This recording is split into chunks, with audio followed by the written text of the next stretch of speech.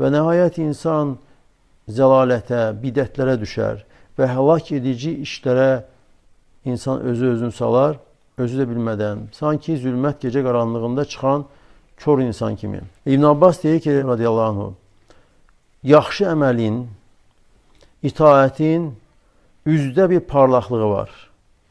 Qəlbdə nuru vardır. Ruzidə genişliyi, bədəndə güc qüvvəti vardır. Və insanların qəlbində də sevgi, məhəbbət. Yəni, yaxşı əməl, salih əməl insana bunu verir. Və pislik, günah isə üzdə qaraltı verir.